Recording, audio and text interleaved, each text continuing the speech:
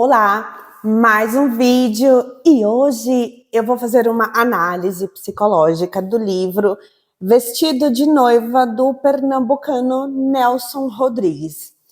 E quem não tem teto de vidro, que atire a primeira pedra.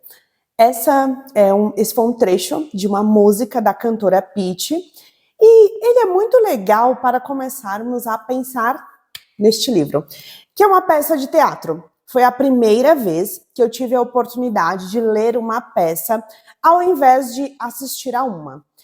Depois de algumas pesquisas sobre a vida do Nelson, eu consegui fazer alguns paralelos de forma um pouco mais clara sobre como a personalidade, a dinâmica da vida e a dinâmica da vida de alguém se materializa na obra. Pegando esse gancho da pesquisa, eu achei esse livro perfeito para condensar a mensagem do canal. Mensagem essa que é a minha bússola e a que eu quis dizer quando eu criei a frase, abre aspas, fazemos e falamos todos os dias as mesmas coisas, só que com gestos e palavras diferentes, fecha aspas. Eu criei essa frase com base no conceito de compulsão à repetição do tio Freud. Pois é, a mensagem do canal é que não precisamos ir muito longe de onde estamos. Só de analisarmos a obra de alguém, dá para sentir um pouco dessa pessoa. Dá para entender, através do legado de alguém, como essa pessoa funciona. E dá para expandir os horizontes pensando em nós. No sentido de que eu, você e o Nelson oferecemos ao mundo o que temos. E eu posso provar que dá para conhecermos um pouco do Nelson Rodrigues e tantos outros autores a partir do legado que deixaram para nós. Partindo desse pressuposto, eu vou começar essa análise contando brevemente um pouco da biografia do Nelson. Ele nasceu em agosto de 1912, na capital de Pernambuco, do Recife. Em 1916, ele se mudou para o Rio de Janeiro e, segundo o próprio Nelson, a inspiração dos temas para escrever veio a partir das próprias observações para além do que os olhos podem ver, ou seja, ali o que permeia a sociedade, o que permeava a sociedade da época dele. Inclusive, durante essa resenha, eu vou fazer paralelos entre a linha de pensamento dele e a obra. Justamente para deixar mais claro o que eu falei sobre dá para conhecer alguém a partir do legado que essa pessoa deixa. O Nelson trabalhou muitos anos como repórter, mais especificamente cobrindo matérias policiais. Esse pequeno, grande detalhe é importante e eu vou falar mais durante a análise, até porque será que a verdade cabe num furo jornalista? O Nelson garante com essa peça que não. Então, essa peça se desenrola de forma não linear e, embora você possa o ler em poucas horas, esse é o tipo de livro que exige bastante atenção e uma leitura lenta. O cenário é dividido em 3 planos. Então, temos o plano alucinação, o plano memória e o plano realidade. Fiz, inclusive, uma resenha com 16 livros que dá para você ler em uma sentada só. Inclusive, vou deixar o link abaixo. Este livro é dividido em 3 atos. O plano da alucinação se passa em 1905. O plano da memória ocorre sem ordem cronológica, logo passado e presente se sobrepõem. Já o plano da realidade eu achei mais complexo, já que, embora seja descrito como plano da realidade, nesta realidade, a Alaide não está consciente. Entendam consciência de modo literal e simbólico. Porque ela sofreu um acidente de carro e, ao ser resgatada, os médicos descrevem o estado físico dela como grave, então ela tem ali inúmeras fraturas, e o estado psicológico dela é descrito como se ela estivesse ali em choque. Primeiro ato. A protagonista é a Alaide e ela desenvolve uma identificação um tanto obsessiva pela Madame Clécy. A relação delas acontece no plano da alucinação. Então, a Alaide leu o diário dessa madame e o plano da alucinação, inclusive, ele tem contornos muito vívidos. Eu penso que um diário representa conhecer o íntimo de alguém de uma forma mais nua do que sem roupa. Temos acesso ao mais íntimo e visceral de alguém ao acessar o diário dessa pessoa.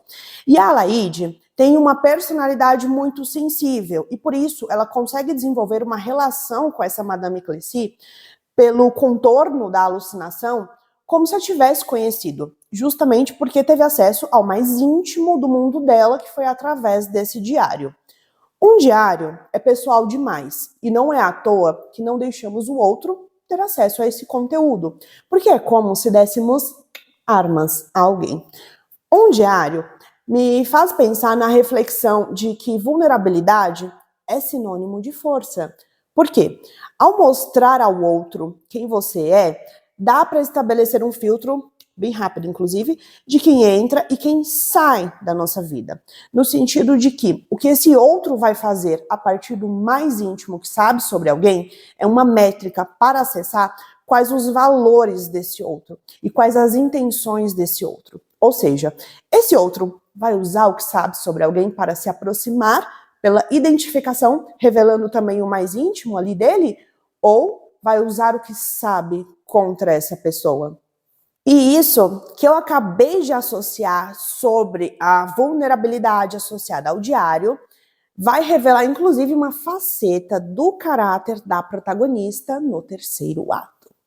No plano da memória, no primeiro ato, a Alaide se recorda de uma conversa que ela ouviu dos pais, né, em que eles falam que a Alaide, hoje, né, lá nesse plano da memória, ela dorme no mesmo quarto que antes era da Madame Clécy.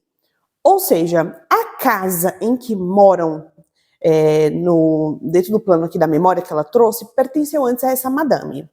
A Alaide achou o diário da Madame Clécy no sótão, junto com outras roupas e acessórios dela. O plano da memória lembra a técnica literária fluxo de consciência, ou seja, esse plano da memória ele é sempre apresentado sem ordem cronológica, logo passado e presente se sobrepõem. Lembram que eu falei que a Alaide é sensível? Mas afinal, como dá para perceber essa personalidade mais sensível dela? Pelas mudanças bruscas de humor. Então, ela oscila em acordo com como percebe a realidade. E ela é capaz de perceber muitas camadas. E a emoção dá o tom. Emoção é mais corporal, é um reflexo. E um conjunto de reflexos formam os instintos. E, portanto, são características selecionadas pela mudança da espécie. Logo, serviram à nossa sobrevivência. Logo, é natural que a emoção anteceda o sentimento, já que o sentimento é cognição, ou seja, é moldado pelo simbólico. Todo este rolê para dizer que antes de sequer nomearmos um sentimento, ou seja, antes de ele se insinuar à consciência e darmos um nome, já estamos ali reagindo a ele. E a Alaide oscila muito, então ela passa da emoção perturbada à excitada em segundos. E a emoção modula o tom de voz dela de forma também muito rápida. Então, por vezes, o tom de voz dela é um sopro de admiração, outras com uma volubilidade. Passa da violência para a doçura. As variações são inúmeras, o que me remete que o autor, o Nelson, tinha não só um repertório vasto de palavras para afetos, né, para significar afetos, mas também conseguia com muita precisão identificar, apreender e nomear um repertório de afetos internos com uma precisão muito acima da média. Eu interpretei que a Alaide tem essa tendência de alucinar como um meio para se chegar a um fim.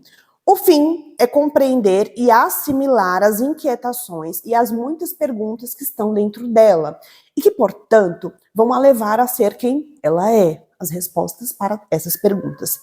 Tem uma frase do Nietzsche que eu acredito que sintetiza isso que eu falei de a alucinação como um meio para um fim, que é, ele fala, abre aspas, torna-te quem tu és, sabendo o que é isso, fecha aspas. Nesse plano da alucinação, ela se faz muitas perguntas, como, por exemplo, quando ela diz: meu Deus, não sei o que é que eu tenho. É uma coisa, não sei. Por que é que eu estou aqui? Para se tornar quem se é, ela fica obcecada pela história da Madame Clécy, como se pudesse aprender a ser ela através da história de vida dessa mulher. Porque a Clécy mostra a ela que é possível ser. Se a relação com a Madame Clécy ocorre no plano da alucinação, e essa Madame é o ideal de eu da Alaide, vocês conseguem entender o que eu quis dizer como um meio, a alucinação, para um fim, se apropriar de quem ela é? Sacaram? Então vamos lá. Como é uma peça, então para vocês verem. Então temos o nome do personagem, entre parênteses e em itálico temos a emoção, que está moldando, dando contornos para a fala do personagem, seguido da fala, tá? Eu vou ler esse diálogo bem rapidamente, não vou ler as aspas, senão vai ficar um pouco estranho. Mas a quantidade de palavras para escrever tom e afeto é vasta. A Clécy fala, quer ser como eu, quer?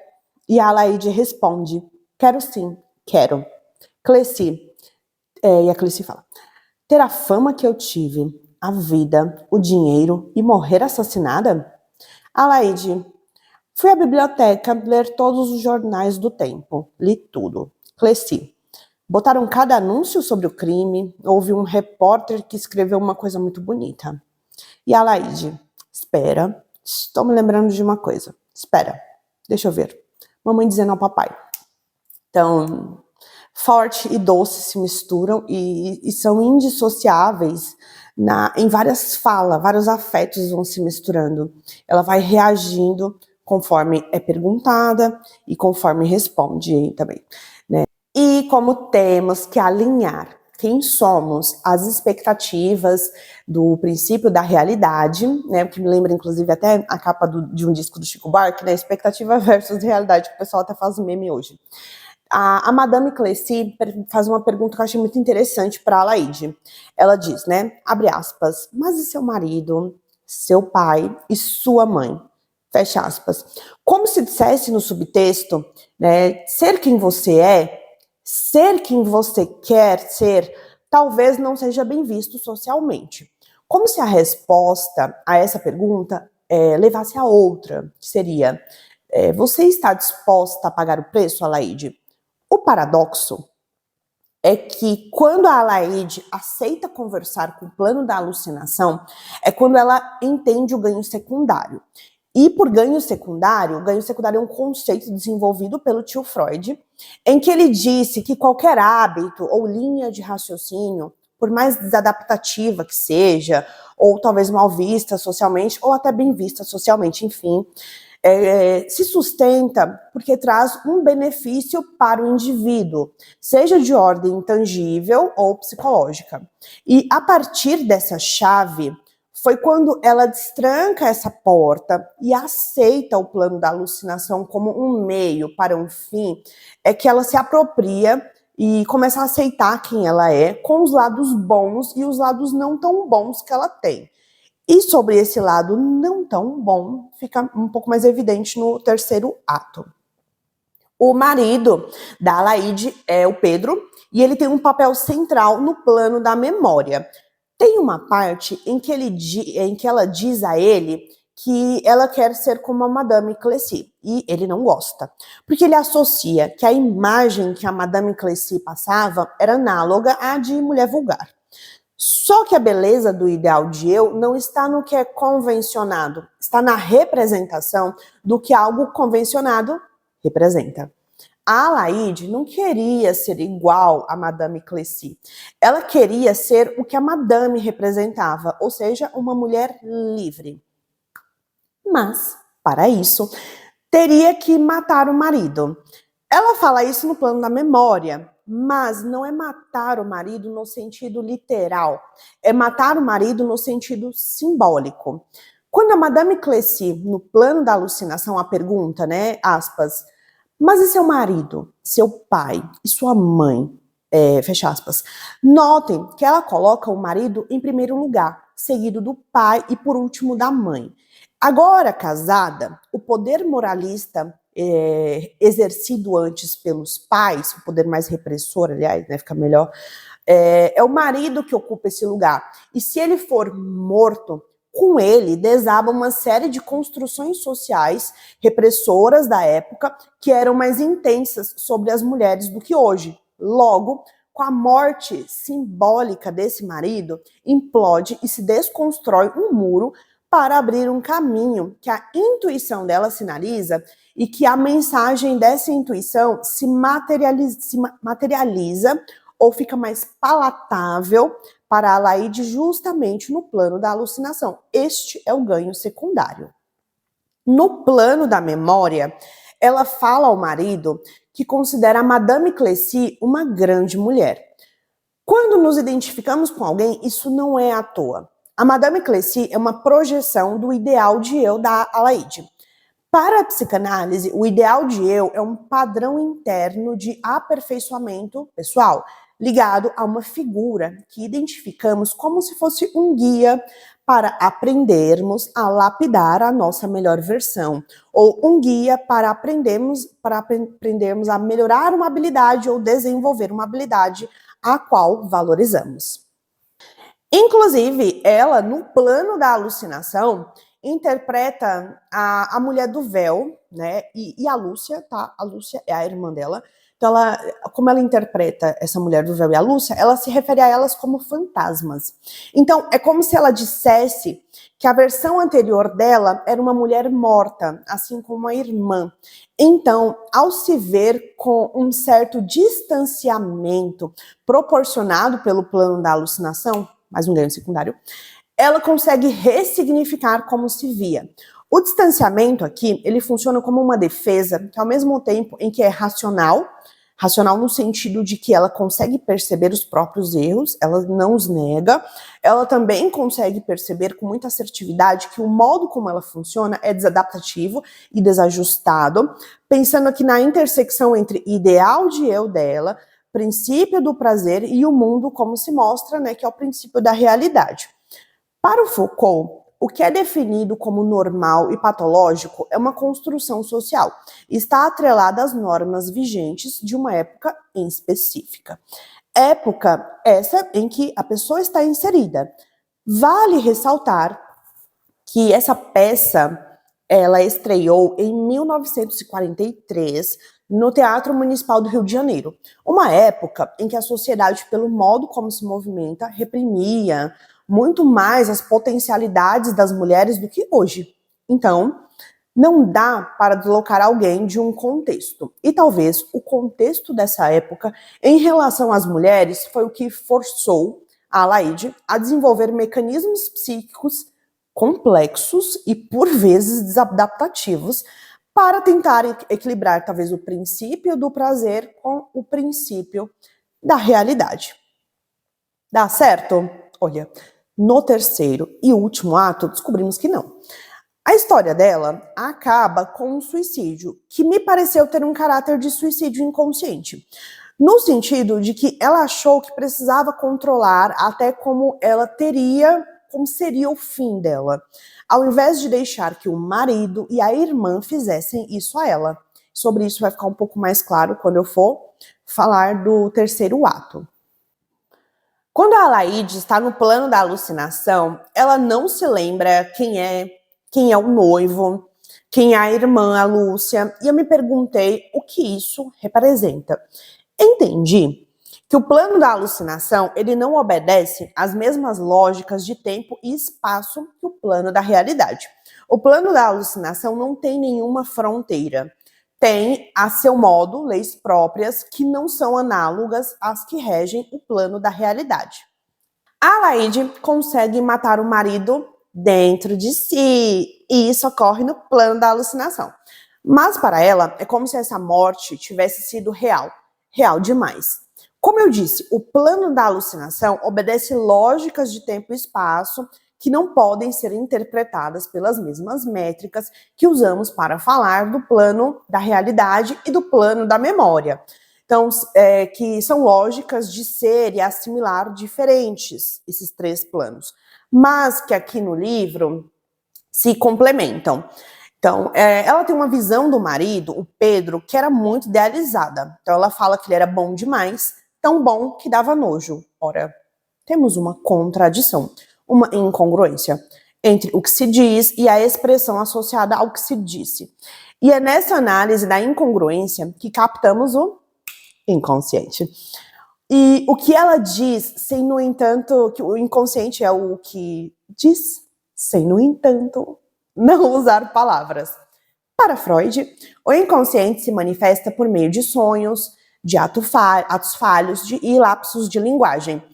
E as manifestações do inconsciente são mais genuínas do que o que a impressão, que as aparências querem passar. Tem uma frase que eu criei que sintetiza isso que eu quis dizer, que é, aspas, há uma falta de brilho em ser brilhantemente estratégico demais. Fecha aspas. Fica a pergunta, a Laíde tem esquizofrenia?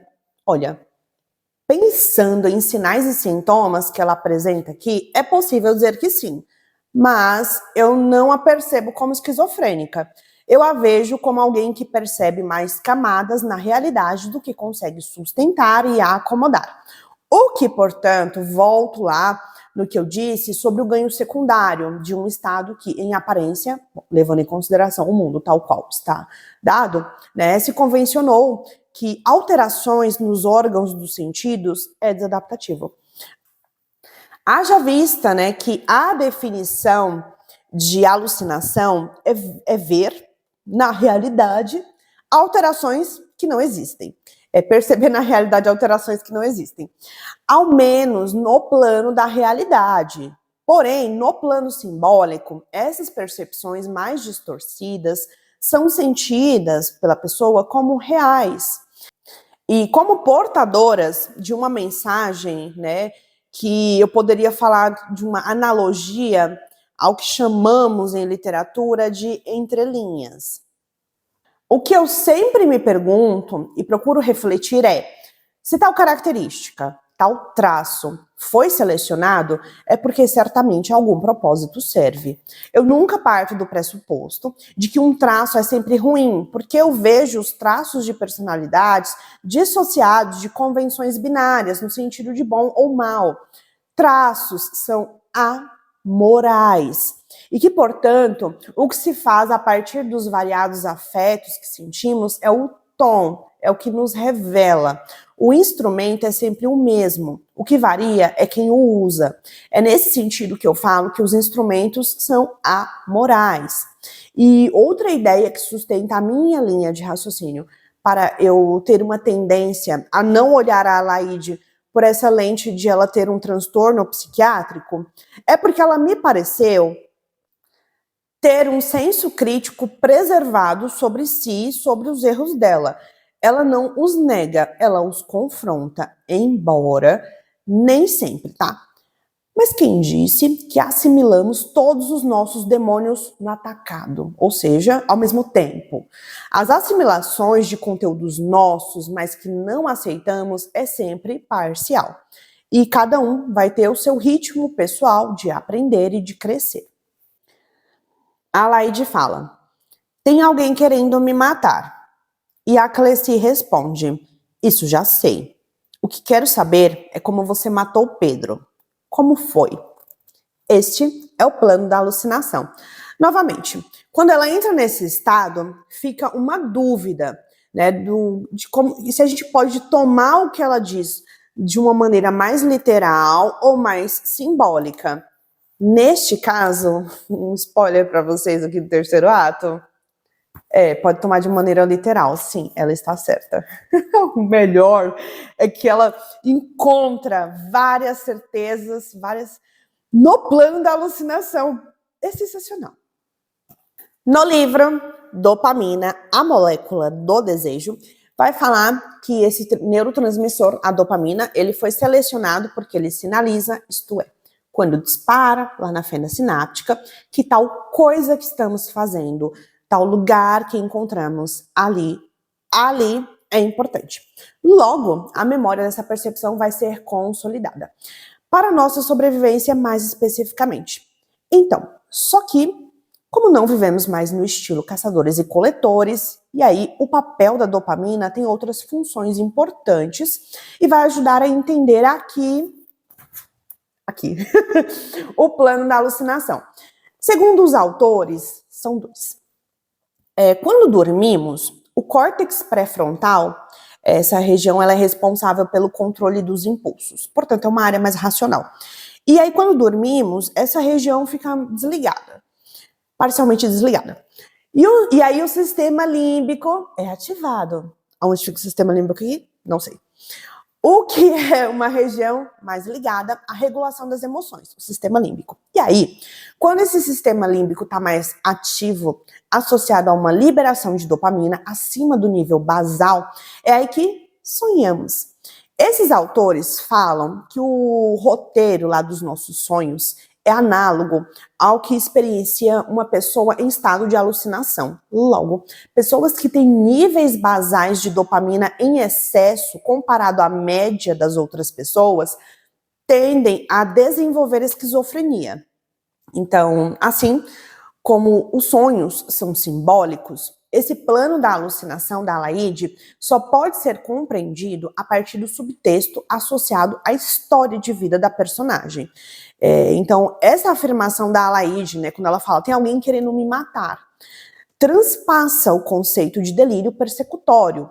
Ela está se referindo aqui a alguém querendo matá-la mesmo, no sentido real. Ao mesmo tempo que eu também entendi que tem um sentido simbólico que permeia o motivo por trás do literal.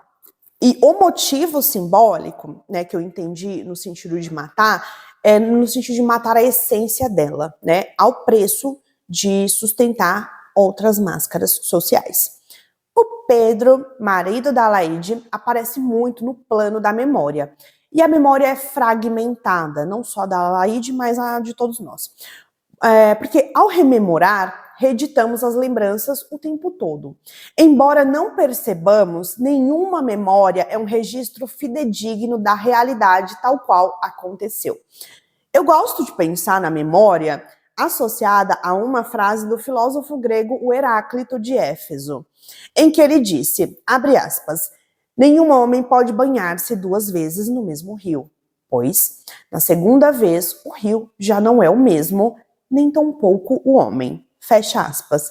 Bem, nesse plano da memória, que ela traz o marido, a gente percebe que o marido está constantemente a desvalorizando. Só que é uma desvalorização que é muito, muito sutil. Um exemplo de desvalorização sutil é se referir a ela num diminutivo. Então tem partes em que ele a chama de bobinha, ou mesmo quando a ideia é a trazer para perto, ele usa palavras como, abre aspas, vem cá, me dá um beijinho, fecha aspas. Ela tem essa ideia simbólica de matar o marido, porque é o que ela sente que ele faz com ela. Ele a mata um pouco a cada dia e está planejando aí uma morte definitiva. Né? No terceiro ato, ficamos sabendo que esse marido e a irmã, né, pretendiam matar. Então, vejam aqui o curioso. O marido queria matar a Adelaide, ao passo que a Adelaide, embora a ideia de matar o marido, no caso dela, seja claramente simbólica, isso não impede de se pensar que alguém pode converter uma ideia simbólica em uma atitude concreta. E o que eu quero dizer com isso? Crimes passionais. E agora um paralelo rápido na história de vida do autor. O Nelson dizia que se interessava por histórias de amor e morte. E esse interesse em específico moldou não só a escolha da profissão, jornalista. Mas também dá para afunilar ainda mais. Então, ele cobria matérias como repórter da polícia e os crimes que ele mais tinha interesse em cobrir eram os crimes passionais. E sacaram o que eu quis dizer com, embora a ideia de matar alguém seja simbólico, isso não impede que alguém possa converter uma ideia simbólica em uma atitude completa, em uma atitude concreta. O Freud tem uma frase que sintetiza essa ideia de forma muito precisa, quando ele diz, abre aspas, o pensamento é o ensaio da ação, fecha aspas. Ressalto a ideia lá atrás sobre instrumentos serem amorais. A palavra é um instrumento que dá contornos ao pensamento. Portanto, não fiquem presos na ideia de que alguém pensa simbolicamente em matar e não vai concretizar. Não só nisso, tá? Isso se expande para absolutamente qualquer expressão do pensamento, qualquer conteúdo da fantasia. Então, por exemplo, se você pensa ou fantasia com um caminho diferente do que está, então é possível. Por caminhos diferentes, eu vou deixar vocês completarem, certamente essa colocação não precisa de exemplos, você sabe melhor do que ninguém a respeito das suas fantasias, os seus sonhos, desejos e vontades. Ainda no plano da memória, Alaide fala verdades ao marido em um tom irônico, por meio de brincadeiras. Como quando ela diz a ele que quer ser livre e deixar esse marido. No livro Sobre a Liberdade da Vontade, o Schopenhauer diz que o humor é a forma mais elevada de todas as formas de arte.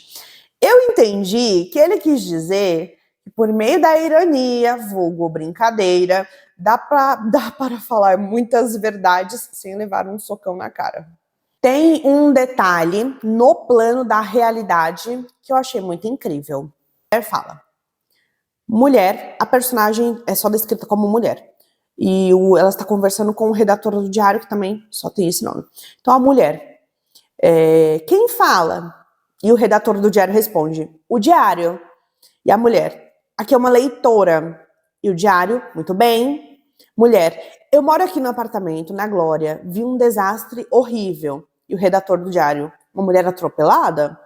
E a mulher, a culpa toda foi do chofer. Eles passam por aqui. O senhor não imagina. Então, quem tem criança? E o redator, claro. E a mulher, quando a mulher viu, já era tarde. O diário podia botar uma reclamação contra o abuso dos automóveis. E o redator do diário, vamos, sim. Aí ele desliga.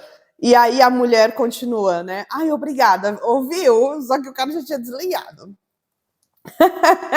Antes de falar do subtexto desse diálogo que eu achei muito significativo, eu quero dar um contexto. A Alaide é uma jovem senhora de 25 anos, ou seja, chamavam-se, né, mulheres casadas naquela época de senhora e solteiras de senhorita. O livro também nos conta que ela tem um bom gosto ao se vestir, ou seja, esse é um outro modo de dizer que ela é rica. E nesse caso, é como se a moça que liga para o diário, essa mulher, o diário é um jornal, colocasse a culpa no chofer. Por quê? Pela profissão, deduz-se que ele vem de uma classe social inferior à da Alaide. Portanto, essa cena me faz questionar o que é o plano da realidade?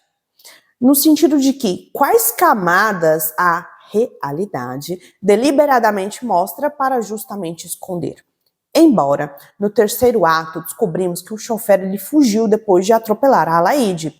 Inclusive, o terceiro ato é o clímax. Ele me parece explicar tudo o que o primeiro e o segundo ato deixam ali em dúvida ou deixam em aberto. E essa atitude do chofer coloca em questão não só a classe social dele. Não significa, eu penso que assim, não significa que todas as pessoas em uma situação econômica inferior são canalhas ou são ruins. Pessoas boas e ruins de todos os outros tipos, elas estão em todas, em qualquer camada social. Eu penso que uma das principais mensagens desse livro é repensar tudo que tomamos por certo e ouvir um pouco mais o que a nossa intuição nos diz, em detrimento de dar tanta credibilidade ao que os estereótipos generalizam. Segundo ato, começa nas trevas. O diálogo que nesse segundo ato ele se inicia com a Cleci tentando fazer a Alaide se lembrar do que estava acontecendo em torno dela no dia do casamento. Haja vista que a Alaide tem alguns lapsos de memórias e ao fazer o esforço para se lembrar, ela começa a ficar impaciente. E o jeito com que a Cleci vai a conduzindo, eu achei muito bonito de se acompanhar esse desenrolar. Então, ela vai fazendo perguntas à Alaide, inclusive perguntas essas em que ela traz contextos. Essa é a Cleci falando. Sim, tinha que ter mais alguém. Já disse, uma noiva nunca fica tão abandonada na hora de se vestir. Quando ela fala, aspas, uma noiva nunca fica tão abandonada na hora de se vestir, é nesse sentido que eu falo de ela trazer um contexto, né? Não faz sentido estar só. Porque logo, ao ajudá-la a recuperar as linhas de memórias que estão em algum lugar no inconsciente da Alaide, só que foram reprimidas por algum motivo. E o motivo é porque na hora em que ela se prepara para o casamento, a Alaide não se lembra de quem estava lá com ela no plano da realidade, porque ela estava oscilando entre o plano da alucinação e no plano da realidade. Ou, em outras palavras, para dizer a mesma coisa, ela estava em um processo um tanto dissociativo, conversando com a mulher do véu, que é ela mesma, só que fragmentada, embora a mulher do véu seja também a irmã dela. Não entendeu nada? Eu tô tentando aqui. É isso aí que eu entendi. Só que ela, a Alaide, não consegue conceber essa informação sem a ajuda do plano da alucinação, que a mulher do véu é a irmã dela. Aqui reforço o sentido do que eu quis dizer com a alucinação ser um meio para um fim. Este é o ganho secundário. E aí, vemos nesse diálogo com a irmã, a mulher do véu, que é diferente, elas são muito diferentes. A mulher do véu é sedutora, é violenta, perversa e intimidativa, enquanto a Alaide é desesperada, assombrada, ingênua. E como que dá para perceber tudo isso? Pelo tom de voz de ambas nos diálogos. Esse livro carrega inúmeros subtextos que permeiam o tema sobre crimes passionais. Então temos a Alaide, que quer matar o marido no sentido simbólico. Temos o Paulo, que quer matar a Alaide no sentido real. Inclusive a Lúcia, irmã da Alaide, também quer matar a irmã, porque essa irmã roubou o marido dela. Isso só fica claro no terceiro ato. E tem a Madame Cleci, que, quando viva, tinha um namorado de 17 anos, namorado esse que quer morrer junto com ela.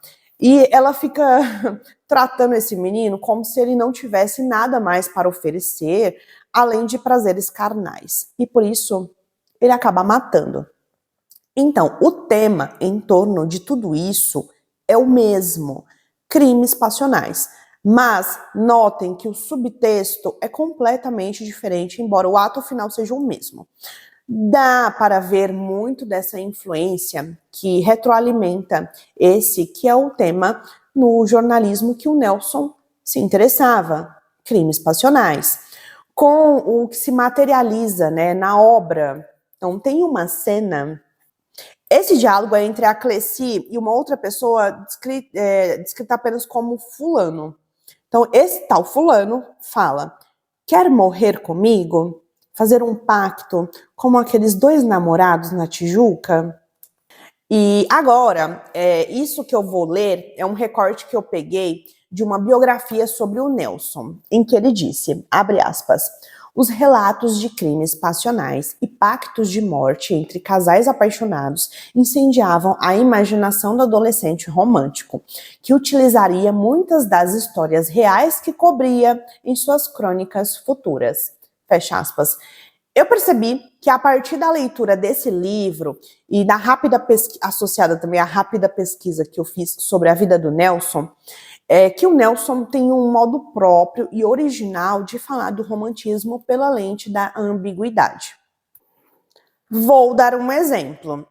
O Nelson tem uma frase famosa em que ele fala que o dinheiro compra amor. Ao mesmo tempo em que ele completa essa frase falando que se o amor acaba, não era amor de verdade. Entendem o que eu quero dizer por ambíguo? Na comunicação ambígua, você nunca tem certeza do que exatamente alguém está querendo dizer. Então, ele tem uma outra frase de cunho ambíguo, como ele fala, abre aspas, sou, e aí ele abre um parênteses, né? E sempre fui, fecha parênteses, um anjo pornográfico. Abre parênteses de novo, desde menino, fecha parênteses, fecha aspas. Vamos lá, tipo assim. Anjo mais pornografia é igual ao quê? Bom, eu não sei, porque tá ambíguo. Mas eu acho muito interessante essa lente a serviço da arte. Fica espetacular, como vocês podem ver. Só que também fica um pouco complexo. Agora, vamos conhecer um trechinho de um diálogo da Mulher do Véu. O que interessa é que você vai morrer. Não sei como, mas vai. E eu não. Me casarei com o viúvo, só. Tipo da coisa natural. Séria. Uma mulher se casar com um viúvo? Esse diálogo acontece no plano da memória. E aí, tem um outro que a Mulher do Véu fala novamente. Nós somos... Esse diálogo eu gostei, viu? A Mulher do Véu fala, nós somos 3 cínicos. Eu, você e ele. Quando ela fala ele, ela está falando do Pedro. Você ainda é pior. Ela está falando que a Laide é pior. Porque quer ser inocente até o fim. Terceiro ato. Aqui dá para ver a interação da Cleci com Alfredo, que foi o namorado dela ali, o namoradinho dela que tem 17 anos. E que deixa a mãe do Alfredo fica preocupada porque ela não aceita o envolvimento dos dois. O Alfredo me parece uma versão brasileira do personagem Werther do livro Os Sofrimentos do Jovem Werther do Goethe. Fiz uma resenha deste livro, vou deixar o link abaixo. E esse garoto, ele tem várias falas sobre ele e a Cleci morrerem juntos. Nessa parte, eu entendi um pouco do porquê a Laide se identificou com a Madame Cleci. A Madame Cleci tem um tom de voz que oscila também entre os extremos. Como, por exemplo, em uma hora em que fala com a mãe do Alfredo, ela oscila entre o tom chocada e doce. A Madame Cleci me pareceu uma mulher extremamente manipuladora. A Laide também me pareceu manipuladora. Só que qual que é a diferença entre elas? A Madame Cleci tem muita consciência desse traço dela e o usa a favor dela. Já a Laide, ela não consegue integrar esse lado dela, esse lado manipulador dela, porque ela considera que é um traço que é feio, não é legal, ela tem vergonha. Então, nesse terceiro ato, ficou um pouco mais claro do porquê que a Laide se identificou com a Madame Cleci. A mãe considera Alfredo uma criança ainda e se preocupa com a imagem do filho, já que, nas palavras dela, Cleci é uma mulher desmoralizada. O melhor é o subtexto gritante. Ela está preocupada com a imagem do filho, não necessariamente com o filho, tipo assim, tudo bem ele ficar com a Cleci, desde que ninguém no mundo saiba. Aparências, né? O que é justamente a crítica implícita por trás deste livro. Crítica essa que o Nelson mostra porque quando lemos uma notícia no jornal, essa notícia está partindo de uma impressão rasa, de uma impressão que é aparente, né? E o Nelson está interessado nos bastidores da mente. Em resumo, esse terceiro ato é como se respondesse, ainda que parcialmente, as perguntas levantadas a respeito da sanidade mental da Laide. Percebemos que, de fato, a irmã dela, a Lúcia, tem um caso com o Pedro, caso esse que a Laide percebeu, mas não falou diretamente sobre essa percepção em vida com o Pedro, mas falou com a irmã Lúcia, e ela também intuiu que o marido e a irmã desejavam a morte dela, só que aparentemente a própria Alaide comete um suicídio. Não sei se foi inconsciente. Lembram que eu falei lá atrás que o Nelson foi um jornalista que cobria crimes e ele tinha um particular interesse por crimes passionais? Pois é, esse é um diálogo entre a Lúcia e o Pedro. A Lúcia diz: "Você diz nós?" E o Pedro responde: "Digo, porque você também previa e desejava. Apenas não pensamos no atropelamento, só." E a Lúcia responde: "Foi você quem botou isso na minha cabeça, que ela devia morrer." Lembram que eu falei lá atrás que o Nelson foi um jornalista que cobria crimes e ele tinha um particular interesse por crimes passionais? Pois é. Eu acho que, como alguém de uma imaginação muito criativa, ele acabou desvendando com essa peça uma espécie de teia imaginária que está por trás de motivações que não são as do tipo que aparecem nos jornais. Por quê? Carecem de evidências. Mas se o nosso pensamento antecede os nossos comportamentos, então como fazer as pessoas enxergarem esse óbvio? Como fazer as pessoas enxergarem a teia social que as movem, sem que, no entanto, elas percebam? Assim, por meio de uma peça, que parece confusa porque é assim que somos para nós mesmos, confusos e reativos. A Lúcia fica atormentada, diz que sempre ouve a voz da irmã.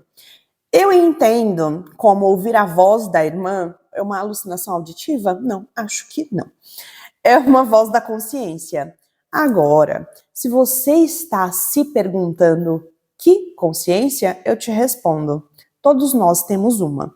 Se somos mais de 8 bilhões, são mais de 8 bilhões de lógicas internas que regem a consciência de cada um. Implicitamente, eu estou falando do conceito de moral. Esse final também é o que reforça a minha percepção de que a Alaide não era esquizofrênica, ela era demasiado humana. Embora tenha sim tido atitudes questionáveis em vida. Mas se colocarmos uma lupa na nossa vida, talvez chegaríamos à conclusão de que quem não tem teto de vidro que atire a primeira pedra. E aí não se veriam nenhuma pedra, ao menos nenhuma voando, ou talvez se veria. Como diz a Pitty nessa música Teto de Vidro, tem uma parte que ela fala: "É certo que a verdade cabe na palma da mão, mas isso não é uma questão de opinião. Mas isso é só uma questão de opinião." É isso!